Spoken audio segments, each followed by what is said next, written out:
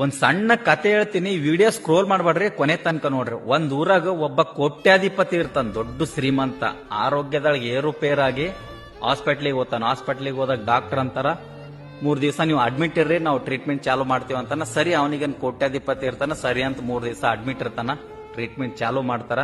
3 ದಿವಸ ಆದ್ಮೇಲೆ 4ನೇ ದಿವಸಕ್ಕೆ ಡಾಕ್ಟರ್ ಬರ್ತಾನ. ಡಾಕ್ಟರ್ ಬಂದ್ ಇವಾಗ ನಾವು ನಿಮ್ಗೆ ಡಿಸ್ಚಾರ್ಜ್ ಮಾಡ್ಲತ್ತೀವಿ ಅಂತ ಹೇಳ್ತಾನ.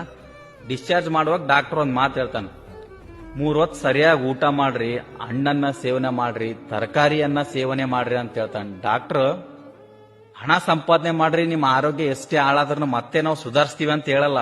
3 ಹೊತ್ತು ಸರಿಯಾಗಿ ಊಟ ಮಾಡ್ರಿ, ಹಣ್ಣನ್ನ ಸೇವನೆ ಮಾಡ್ರಿ, ತರಕಾರಿಯನ್ನ ಸೇವನೆ ಮಾಡ್ರಿ ಅಂತ ಹೇಳ್ತಾನೆ.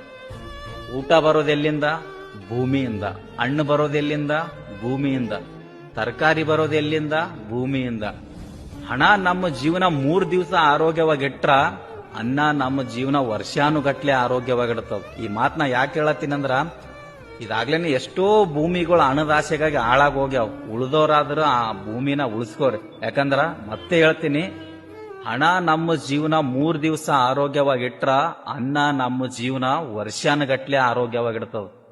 ಅನ್ನ ಬಹಳ ಮುಖ್ಯ. ಮಾಡೋ ಉದ್ದೇಶ ಇಷ್ಟೇ, ನನಗೇನ್ ಲೈಕ್ ಕಮೆಂಟ್ಸ್ ಬೇಕಾಗಿಲ್ಲ. ಈ ವಿಡಿಯೋನ ಹೆಚ್ಚಾನೆಚ್ಚ ರೈತರಿಗೆ ಶೇರ್ ಮಾಡ್ರಿ. ಯಾಕಂದ್ರ ರೈತರಲ್ಲಿ ಅನ್ನ ಬೆಳೆಯುವಂತ ಭೂಮಿನ ಹಾಳು ಮಾಡಬಾರ್ದು ಅನ್ನೋ ಗಟ್ಟಿ ಆಲೋಚನೆ ಹುಟ್ಲಿ ಅನ್ನೋದೇ ನನ್ನ ಉದ್ದೇಶ ಅಷ್ಟೇ. ಈ ವಿಡಿಯೋ ಹೆಚ್ಚಾನೆಚ್ಚು ರೈತರಿಗೆ ಶೇರ್ ಮಾಡ್ರಿ.